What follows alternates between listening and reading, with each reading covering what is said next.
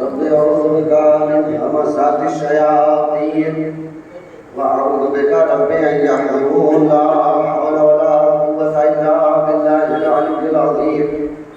حسبنا الله ونعم الوكيل ونعم المولى ونعم النصير. بسم الله الرحمن الرحيم. الحمد لله الذي على بحره ودنا بقوله مانع كل غريمة وفاضل وكاشف كل عظيمة وعاصم. أحمده على عواطف كرمه وسوابغ نعمه وأؤمن به أولا باديا وأستهديه قريبا هاديا وأستعينه قادرا قاهرا وأتوكل عليه كافيا ناصرا. والصلاة والسلام والتحية والإكرام على الأول العدد الرسول المسدد المصطفى الأمجد المحمود الأحمد الملقب بالحبيب والمكنى بأبي القاسم محمد.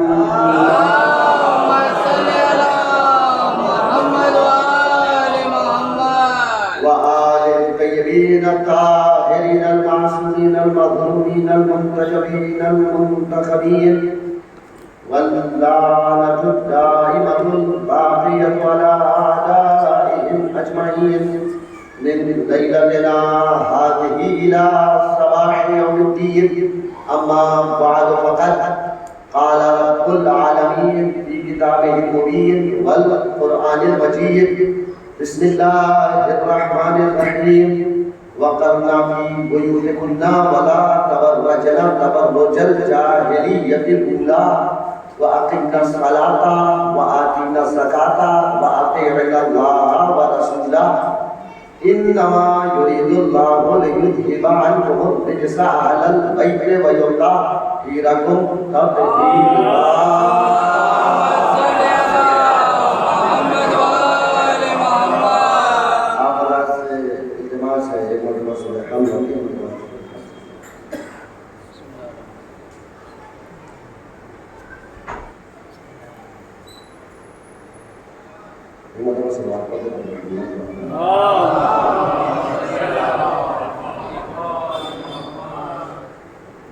عزیزان ایمان،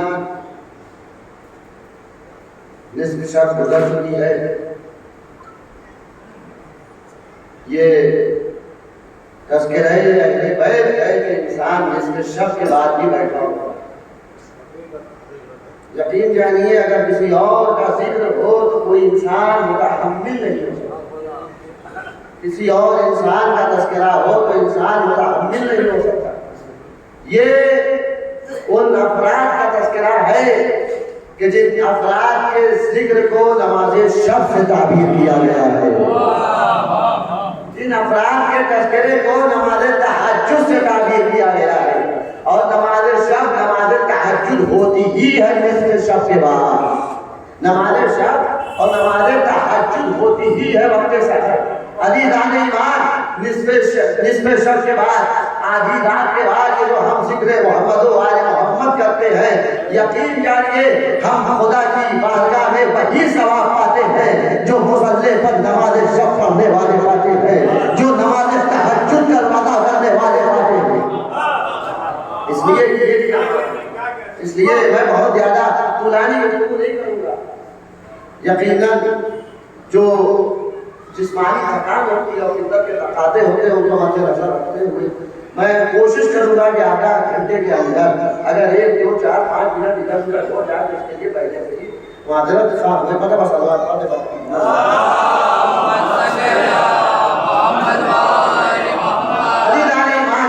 میں نے اس نصف شب کے بعد کی مجلس کے لیے جس آیہ واقعی ہدایہ کو سرنامہ سخن بنایا ہے، چونکہ ایک مرحومہ مومنہ اور ایک جناب سیدہ کی کنیز کی اظہار ثواب کی مجلس ہے، لہذا میں نے مرکز آیہ تکبیر کا تذکرہ کرنے کے لیے آیہ تکبیر کو سرنامہ سخن قرار دیا ہے.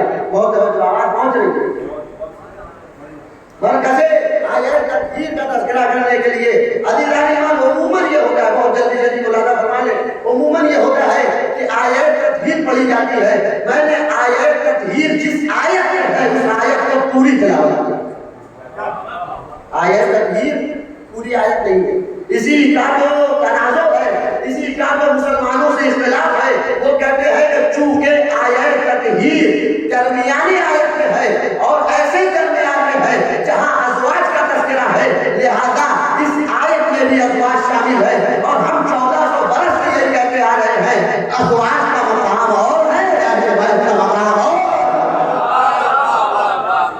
ازواج کا مقام اور ہے, اہل بیت کا مقام اور ہے. درمیان میں آیت تکبیر ہے. آپ ماشاءاللہ مسلسل ہزاروں سینکڑوں مہینے سے سن چکے ہیں, سنتے رہتے ہیں, سنتے رہیں گے. انما یرید اللہ, یہاں سے آیت تکبیر ہے. لیکن آیت تکبیر پوری آیت, پوری آیت کہاں سے شروع ہوتی ہے؟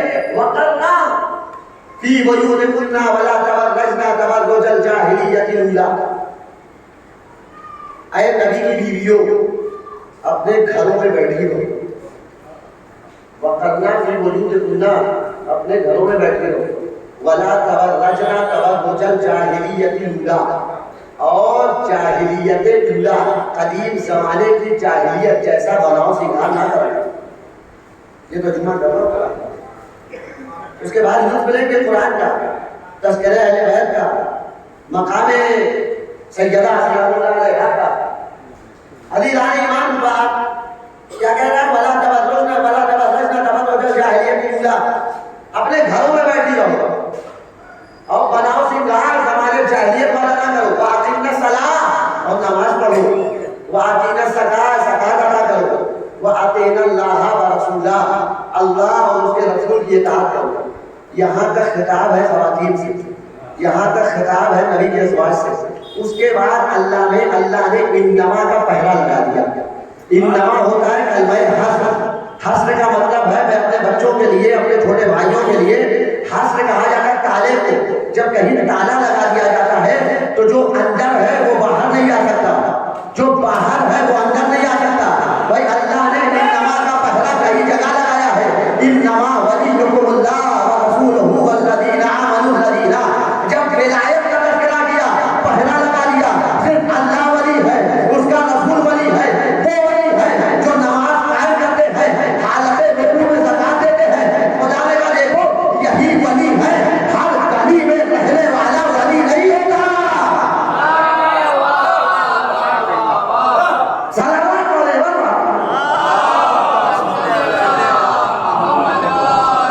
انما ہے کلمہ, یعنی پہرا لگا دینا, ایک تالا لگا دینا اپنی زبان میں. جو باہر ہے وہ اندر نہیں آ سکتا, جو اندر ہے وہ باہر نہیں جا سکتا.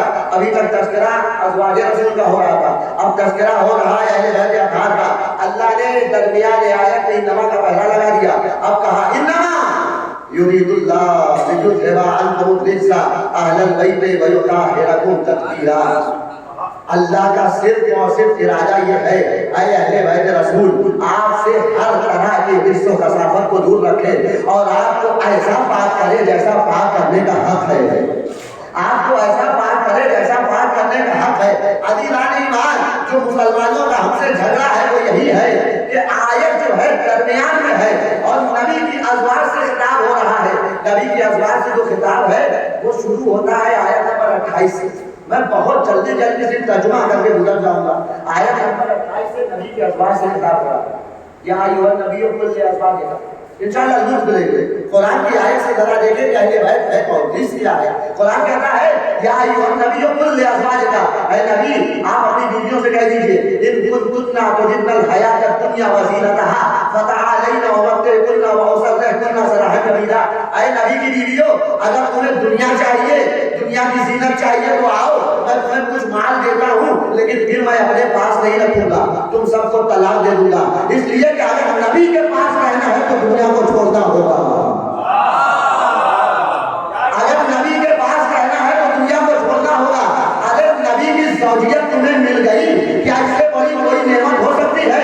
عزیزان ایمان, نبی کی صحبت مل گئی, نبی کا گھر مل گیا. اے محبان علی, اگر فقر ہے, اگر افلاس ہے, اگر غریبی ہے تو پریشان نہ ہونا. علی کی محبت ہے ہی ان کے لیے جو دنیا کو چھوڑ دیتے ہیں. علی کا دامن تھام. صلوات علیہ محمد.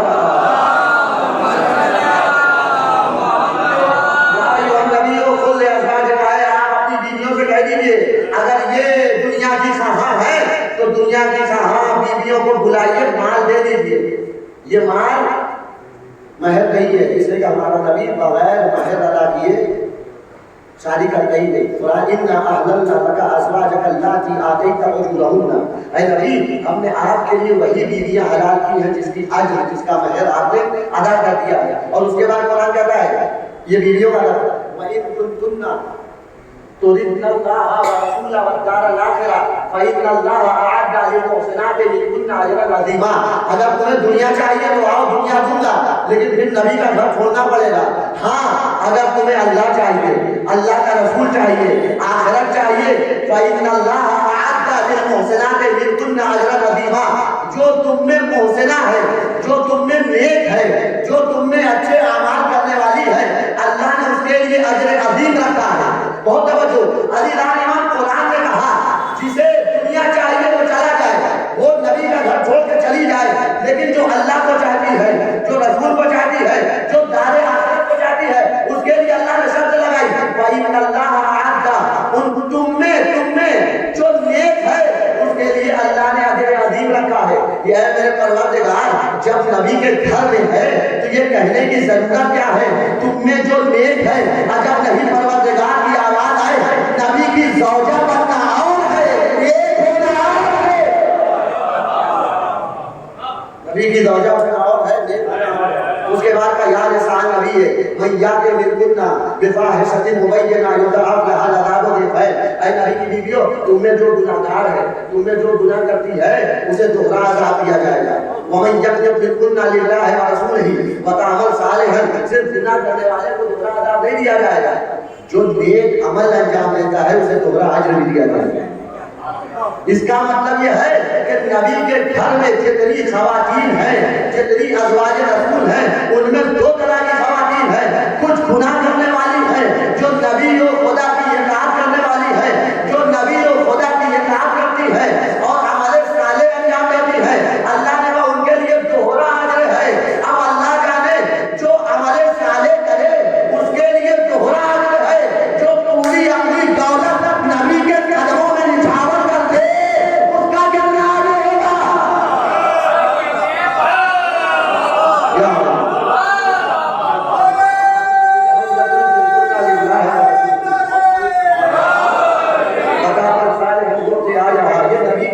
کا تذکرہ مسلسل ہو رہا ہے۔ اس کے بعد قرآن نے کہا یا نساء نبی لستن کاحد من النساء ان اتقیتن، اے نبی کی بیویوں تم اگر تقوی اختیار کرو تو دوسری عورتوں جیسی نہیں تھی، لیکن شرط ہے کہ تقوی اختیار کرو۔ اور نبی نے کیا فرمایا یا علی حب کا تقوی والایمان، اللہ نے کہہ دیا اگر نبی کی بیوی ہو اور دل میں عشق علی ہے تو تم دوسری جیسی نہیں ہو۔ فلا تختار بالقول فيطمع الذي في قلبه مرض وقلنا قولا معروفا، اور اگر تم نامحرموں سے نرم دل میں نرم آواز میں گفتگو کرو گی تو نامحرموں کے دل میں بیماری ہوتی ہے، وہ تمہاری طرف غائب ہو جائیں گے، شائستہ انداز میں گفتگو کرو جو گفتگو کرنے کا حق ہے۔ اس کے بعد قرآن نے کہا وقلنا فی بیوتکن ولا تبرجن تبرج الجاہلیۃ الاولى واقمنا الصلاۃ، اپنے گھروں میں بیٹھی رہو۔ لیکن پورا تذکرہ جو ہے ازواج رسول کا ہے، اپنے گھروں میں بیٹھی رہو، نماز قائم کرو، زکات ادا کرو، اللہ کی اطاعت کرو، رسول کی اطاعت کرو۔ اس کے بعد انما یرید اللہ، اللہ یہ چاہتا ہے اے اہل بیت رسول تم سے ہر طرح کی رزق و کثافت کو دور رکھے۔ اب مسلمان ہمیں بتائے جن کے اندر زینت دنیا کی خواہش ہو، جن کے اندر گناہ کرنے کی توقع ہو، وہ پھر اہل بیت میں کیسے شامل ہو سکتے ہیں؟ قرآن بتانا یہ چاہ رہا ہے اے اہل بیت رسول آپ وہ ہیں جن کو ہم نے اتنا پاک بنایا ہے، آپ میں نہ دنیا کی خواہش ہے، نہ آپ کوئی گناہ کر سکتے ہیں، نہ آپ نامحرموں سے بات کرتے ہیں، اور یہی وہ ہے جن کو ہم نے ایسے پاک کر دیا ہے جیسے پاک کرنے کا حق ہے، ان کو ہم نے ایسے پاک کر دیا ہے جیسے پاک کرنے کا حق ہے۔ عزیزان ایمان، اب ہمیں مسلمان بنائیں ازواج رسول میں ان تمام طرح کی برائیوں کی توقع اور برائیوں کی امید کے ساتھ یہ کیا کہا جا رہا ہے کہ اللہ نے آپ سب کو پاک کیا ہے، ایسا پاک کیا ہے جیسا پاک کرنے کا حق ہے۔ اس کا مطلب یہ ہے جن کو پاک کیا ہے وہ اور ہے، جن کو پاک نہیں کیا وہ اور، جن کو قرآن نے پاک کیا ہے وہ اور ہے۔ اللہ نے لیو دھیبا کہا جب تم سے دور رکھا جائے، بہت توجہ، اچھا کتنا دور رکھا جائے؟ اللہ نے اہل بیت اطہار سے تمام طرح کی رزق و کثافت کو دور رکھا ہے. کتنا دور رکھا ہے؟ سوال یہ ہے نا بھائی کتنا دور رکھا ہے؟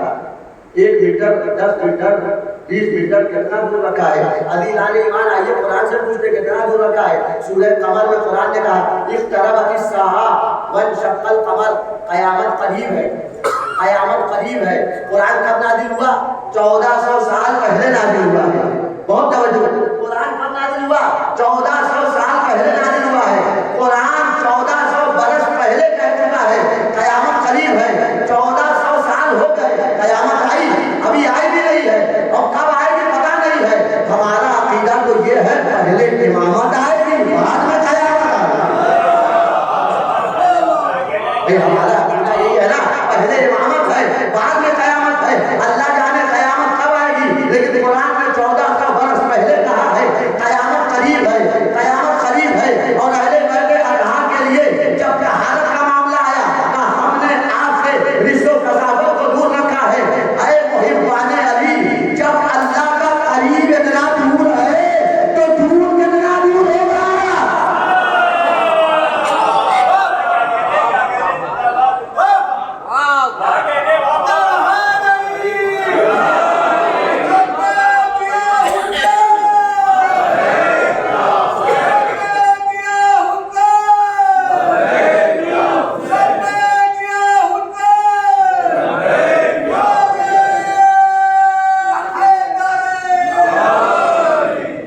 جب اللہ کا قریب اتنا دور ہے تو دور کتنا قریب ہوگا؟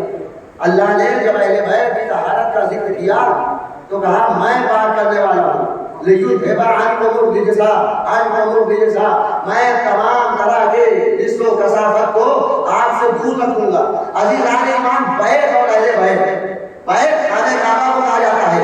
بیت کو بھی اللہ نے بات کیا ہے لیکن بنفس نفیس بات نہیں کیا. جب بیت کی طہارت کا موقع آیا، طہارت بیت خدا کی ذمہ داری اللہ نے نبیوں کو دے دی. بہت توجہ، 2 نبیوں کو. قرآن کہتا ہے سورہ بقرہ میں وَإِذْ جَعَلْنَا الْبَيْتَ مَثَابَةً لِلنَّاسِ وَأَمْنًا وَاتَّخِذُوا مِن مَّقَامِ إِبْرَاهِيمَ مُصَلًّى. اے نبی اس وقت کو یاد کیجئے جب ہم نے بیت کو مرجع خلائق بنایا. پوری دنیا میرے کعبے کی طرف، میرے گھر کی طرف رجوع کرتی اور مقام امن بنایا. وَأَمْنًا مقام امن، وَاتَّخِذُوا مِن مَّقَامِ إِبْرَاهِيمَ مُصَلًّى. اے نبی، اللہ کہہ رہا ہے نبی آپ مقام ابراہیم کو مصلی بنائیے. فخری بھائی، آپ مقام ابراہیم کو مصلی بنائیے. مصلی جائے نماز. مقام ابراہیم کیا ہے؟ وہ مفسرین کہتے ہیں جہاں جناب ابراہیم کھڑے ہو کر دیوار کعبہ بلند کرتے تھے اس پتھر پر جناب ابراہیم کے قدموں کا نشان ہے. اللہ اکبر. اس پتھر پر جناب ابراہیم کے قدموں کا نشان ہے. اس وجہ سے اللہ نے اتنا احترام کیا کہ اس پر معمار کعبہ کے قدموں کا نشان ہے تو اسے مصلی بناؤ، اسے جانماز بناؤ. عزیزان ایمان، اب کہنے دیجیے جب کعبہ بنانے والے کے قدموں کا نشان اگر کسی پتھر پر پڑ جائے تو وہ مصلی ہو جائے. اگر کعبہ بچانے والے کا خون کسی مٹی میں مل جائے وہ سجدہ نہ کر رہی ہوگی.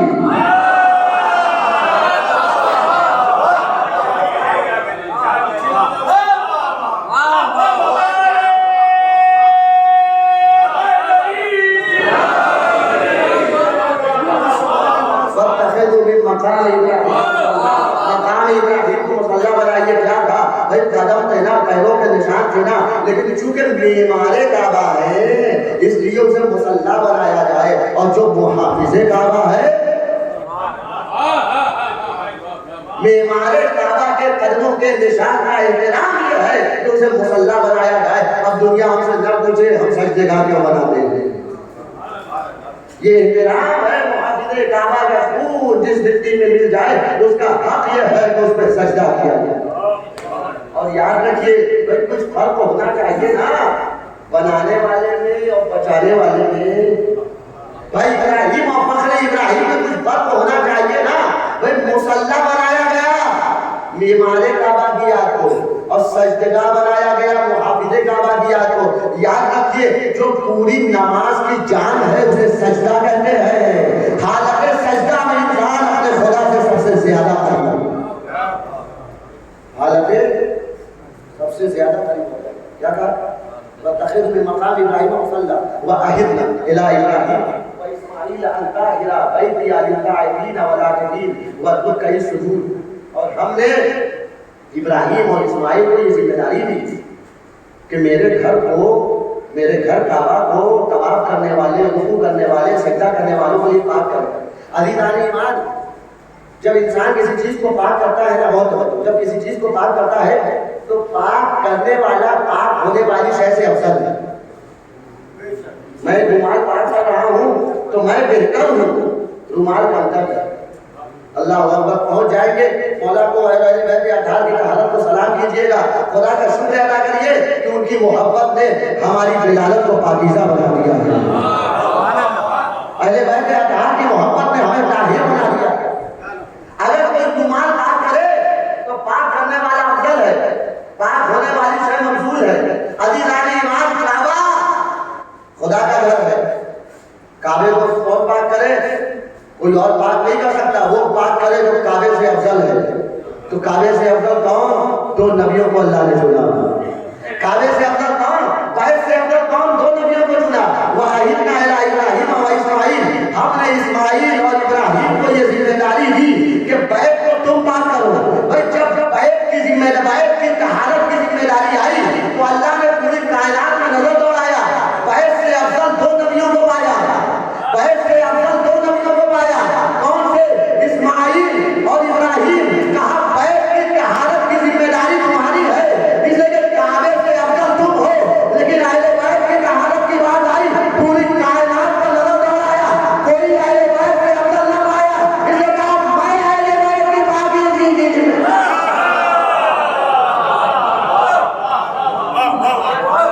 سلوات ہو دے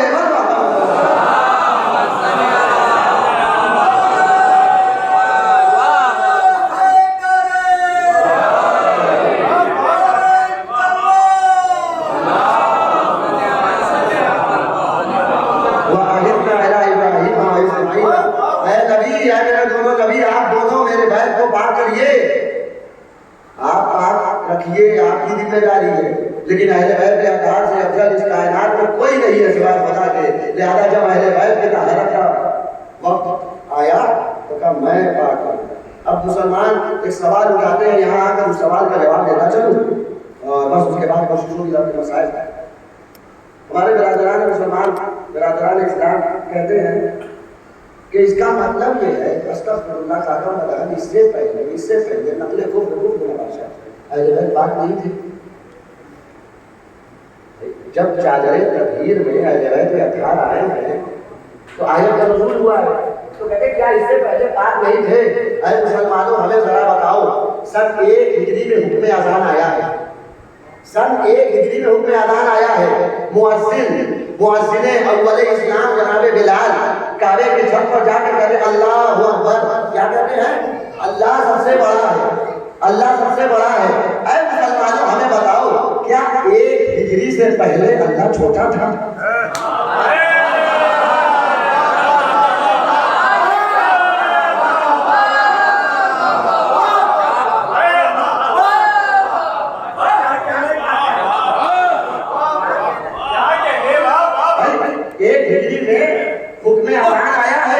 جناب بلال اللہ اکبر، اللہ سب سے بڑا ہے.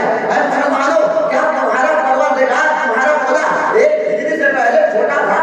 آج کہا جاتا اللہ سب سے بڑا ہے. کہا نہیں، اللہ چھوٹا نہیں تھا، اللہ تو ازل سے بڑا ہے، اب تک بڑا رہے گا. تو آج 1 ہجری میں کیا ہو رہا ہے؟ تو آج اعلان کبریائی ہو رہا ہے، اعلان کبریائی ہو رہا ہے. اذان خدا کو بڑا نہیں کرتی ہے، خدا کی کبریائی کا اعلان کرتی ہے. ذرا ہوش سے نہ سن لو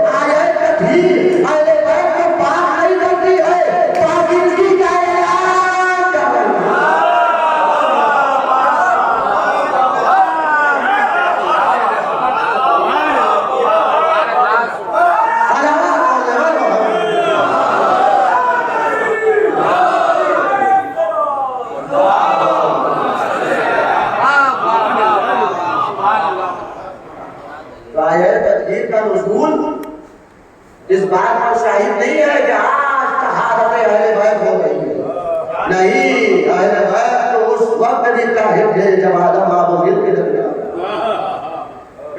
آج اعلان طہارت اہل بیت بنزول آیہ تطہیر ہو رہا ہے۔ انما یرید اللہ لیذھب عنکم الرجس اہل البیت ویطہرکم تطہیرا۔ خدا کا صرف اور صرف یہی ارادہ ہے کہ اہل بیت اطہار آپ کو پاک رکھے اور ویسے پاک رکھے جیسے پاک رکھنے کا حق ہے۔ عزیزان ایمان، قرآن میں کئی چیزوں کی طہارت کا تذکرہ ہے، لیکن جیسی طہارت اہل بیت کی ہے ویسے کسی چیز۔ قرآن نے پانی کے لیے کہا، جو آسمان سے پانی نازل ہوتا ہے، سورہ فرقان میں کہا وَأَنزَلْنَا مِنَ السَّمَاءِ مَاءً طَهُورًا، بس آخری میں دوسرے پڑھ دیا جاتا ہے وَأَنزَلْنَا مِنَ السَّمَاءِ مَاءً طَهُورًا، لیکن لفظ طہور رکھا۔ جب اہل بیت کی طہارت کا تذکرہ کیا تو تاکید کی، وَيُطَهِّرَكُمْ تَطْهِيرًا، صرف وَيُطَهِّرَكُمْ نہیں کہا۔ عربی دان کو جانتے ہیں، وَيُطَهِّرَكُمْ کہہ دیتا خدا آپ کو پاک رکھتا ہے، یہ بھی کہا کہا تطہیرا، ایسا پاک جیسا پاک رکھنے کا حق۔ اس کا مطلب اہل بیت صرف طاہر نہیں ہے، اتنے پاک ہیں کہ مطہر بھی ہیں، پاک کرنے والے بھی ہیں۔ بھائی پاک کرنے والا، قرآن کہتا ہے کہ ہم نے آسمان سے جو پانی نازل کیا جو پاک ہے، طہورا، اور پاک کرنے والا بھی ہے۔ اگر پانی آسمان سے نازل ہونے والا پانی پاک ہے اور پاک کرنے والا بھی ہے، اور اہل بیت اطہار بھی پاک ہے اور پاک کرنے والے ہیں، تو دونوں کی پاکیزگی میں اور دونوں کی صلاحیت میں فرق کیا ہے؟ بس فرق ہو رہا ہے، دونوں کی پاکیزگی میں اور دونوں کی صلاحیت میں فرق کیا ہے؟ وہاں طہورا کی لفظ ہے، یہاں لیطہرکم تطہیرا، تاکید ہے۔ عزیزان ایمان، پانی بھی پاک کرتا ہے، اہل بیت بھی پاک کرتے ہیں، لیکن دونوں کے پاک کرنے میں زمین اور آسمان کا فرق ہے۔ ایک بدن نجس ہو گیا، پانی کے پاس گیا پاک ہو گیا، دریا میں روکا لگایا پاک ہو گیا، رومال نجس ہو گیا، پانی سے پاک کر دیا، کپڑا نجس ہو گیا، پانی سے پاک کر دیا، کپڑے پر خون لگ گیا، پانی سے پاک کر لیا۔ اب کوئی آیا، مولانا ایک صاحب ہیں جن میں خون کی نجاست نہیں ہے، دنیا کی آلودگی نہیں ہے، کفر کی نجاست ہے، شرک کی نجاست ہے، نفاق کی نجاست ہے، حسد کی نجاست ہے، غیبت کی نجاست ہے، جھوٹ کی نجاست ہے، تہمت کی نجاست ہے، بغض و عناد کی نجاست ہے۔ اب میں لے گیا، میں بنارس کا رہنے والا ہوں، گنگا کے پاس لے گیا، یہ کافر پاک ہو جائے، غوطہ پہ غوطہ لے رہا تھا، ایک مولانا ادھر سے گزرے، آپ کیا کہہ رہے ہیں؟ میں نے کہا اللہ نے کہا وَأَنزَلْنَا مِنَ السَّمَاءِ مَاءً طَهُورًا، ہم نے جو پانی نازل کیا وہ پاک ہے، یہ کافر ہے، یہ مشرک ہے، یہ منافق ہے، میں چاہتا ہوں یہ پاک ہو جائے۔ مولانا نے کہا آج سے لے کر قیامت تک اگر آپ دریا میں گنگا میں غوطہ لگاتے رہے، دنیا والے جس سے پاک ہوتے ہیں اس سے ہم اور آپ پاک نہیں ہو سکتے۔ بھائی ایک مذہب کا جو عقیدہ ہے یہی ہے نا کہ پاک ہوا جاتا ہے، لیکن ہمارا کیا عقیدہ ہے؟ مولانا نے کہا آج سے لے کے قیامت تک اگر آپ غوطہ لگاتے رہے، غوطہ لگاتے رہے، ڈبکی لگاتے رہے، کافر پاک نہیں ہو سکتا، مشرک پاک نہیں ہو سکتا، منافق پاک نہیں ہو سکتا۔ میں نے ہاتھوں کو جوڑا، مجھے یہ بتائیے اگر کافر کو پاک ہونا ہے تو کس دریا میں غوطہ لگانا ہے، کس گنگا میں غوطہ لگانا ہے؟ منافق کو پاک کرنا ہے۔ کہا نہیں سنا، انما یرید اللہ لیذھب عنکم الرجس، کہ اگر دنیا کی چیزوں کو پاک کرنا ہے تو پانی سے پاک کرو، کفر سے پاک کرنا ہے پہلے طبقہ سے اہل بیت میں غوطہ لگاؤ، نفاق دور کرنا ہے اہل بیت کی محبت کے دریا میں اترو۔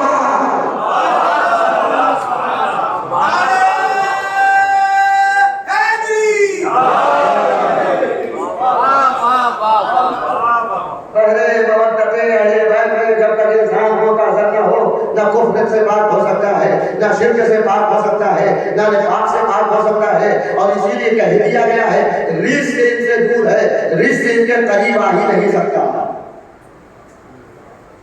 بس جسے طاہر ہونا ہے دریائے مودت اہل بیت میں ہوتا زن ہو ہوتا ہے۔ بس میں نے حسب کے بعد مجلس کا بات مطلب آپ کے آؤ گے اہل بیت کا اتحاد وہ طاہر و مطہر زوات مقدسات اہل بیت ہیں، زوات مقدسہ ہیں جن کے متبادل کوئی دنیا میں ذات نہیں ہے، جن کی مثال کوئی نہیں ہے، ان سے صرف وہی بغض رکھے گا جو نجس نجاست مجبور کرتی ہے کہ انسان منکر علی ہو اور طہارت مجبور کرتی ہے کہ انسان علی کا دوست ہو۔ اب بات آگئی، اس سے پہلے بھی کہا تھا الکلام یجب الکلام والا، یہ حدیث یاد آگئی نجم البلاغہ میں مولا حکمت نمبر 45 میں فرماتے ہیں لو ضربت خیشم المؤمن بسیفی هذا على ان يبغضني ما ابغضني ولو ضربت الدنيا بجماعتها على المنافق على ان يحبني ما احبني۔ مولا فرماتے ہیں کہ اگر میں دنیا کے سارے مال و متاع اور ساری دنیا کی زینت منافق کے قدموں میں ڈال دوں کہ وہ مجھ سے محبت کرے تو وہ مجھ سے محبت نہیں کر سکتا، اور اگر مومن کے ناک کاٹ دوں کہ وہ مجھ سے دشمنی کرے تو مجھ سے دشمنی نہیں کر سکتا، اس لیے کہ نبی فیصلہ کر کے جا چکے ہیں یا علی مومن تم کو دشمن نہیں رکھ سکتا اور منافق تم سے محبت نہیں کر سکتا۔ ایمان اگر ہے تو انسان مجبور ہے کہ اہل بیت سے محبت کرے، اور اگر نفاق ہے، نفاق کا نام رشت، اہل بیت سے محبت کرے۔ کربلا میں ایک طرف طہارت ہے، ہاں اگر کسی کے اندر ذرہ برابر طہارت ہے اور گناہوں نے اسے گندا کر دیا ہے، اس کے شیشے دل پر غبار گناہ بیٹھ گیا ہے تو حسین اسے پاک کر دیتے تھے۔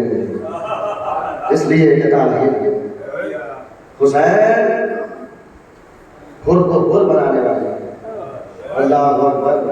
کربلا میں ایک طرف پاکیزہ افراد کا لشکر ہے، ایک طرف خبیث ہے، نجاست ہے، خباثت ہے، سارے ریس ہیں۔ میں نے کہا تھا اپنے وقت کو مد نظر رکھتے ہوئے ورنہ قرآن انسانوں کو بھی ریس کہتا ہے، آج انسانوں کو ریس جو کربلا میں ہے سب کے سب ریس۔ اللہ اللہ طہارت سے مقابلہ کرنے پروردہ آغوش مرکز تطہیر ہے حسین، پروردہ آغوش نبوت و رسالت ہے حسین، لیکن جو رسم ہیں انہیں خبر ہی نہیں ہے طہارت کیا ہوتی ہے۔ کربلا میں کیا کیا ظلم ہو گئے، صرف سروں کو تنوں سے جدا نہیں کیا گیا ہے، سروں کی بے ادبی کی گئی ہے، سروں کے ساتھ کھیلا گیا ہے۔ اللہ اللہ وہ حسین کا سر جسے نبی بوسا دیا کرتے تھے، وہ حسین کی پیشانی جسے نبی چوما کرتے تھے، کربلا کے بعد کیا ظلم کیا گیا، کیا جسارت گستاخی ہوئی ہے۔ اللہ اللہ جب حسین کا سر قلم کر دیا گیا نا، اس کے بعد یہ اتنا مظلوم سر ہے، کبھی تنور میں رکھا جاتا ہے، کبھی نیزے پر چڑھایا جاتا ہے، کبھی نیزے سے گرایا جاتا ہے سر حسین۔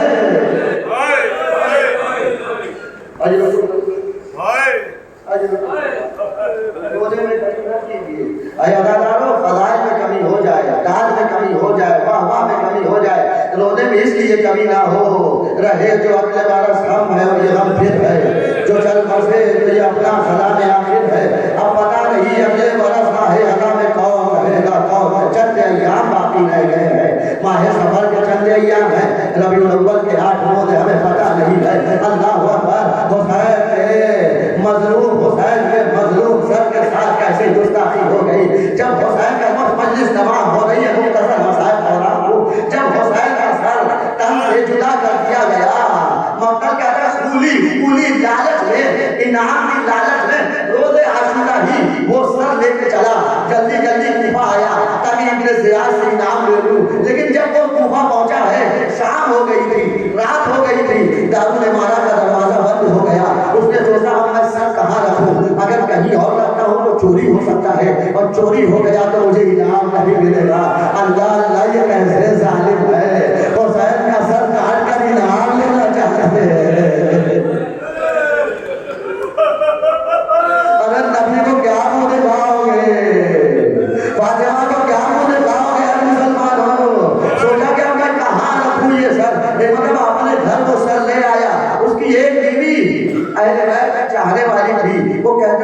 کہ میں تیرے لیے بڑا سرمایہ لایا ہوں، بڑی دولت لایا ہوں۔ وہ بیوی گھبرا کے کہتی ہے کیا میرے لیے زیورات لائے ہو؟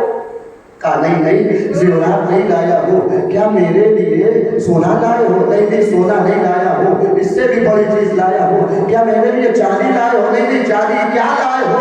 کہا میں تمہارے لیے حسین کا کٹا سر لایا ہوں۔ ایک مرتبہ اس مومنہ نے سر و سینہ پیٹا، اے ملعون تو حسین کا سر لایا ہے فرمایا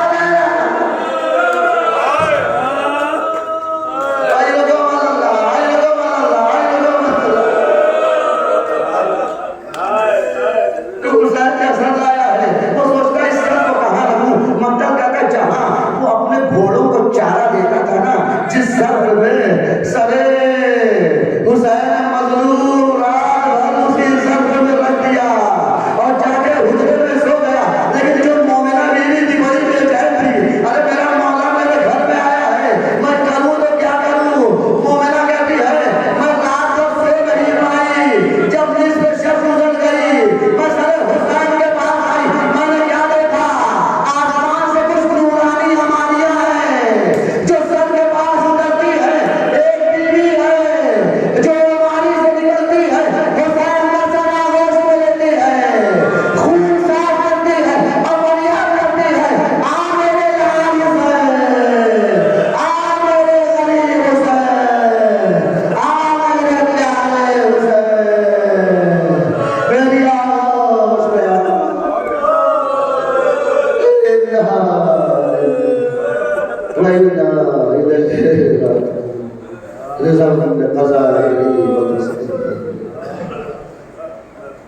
آپ ہزار سے پھر ایک مرتبہ گزارش کی جاتی ہے کہ ایک بار سورہ حمد اور 3 مرتبہ سورہ اخلاص فرما کر رقیہ زہرا لکھ مجاہد حسین جملہ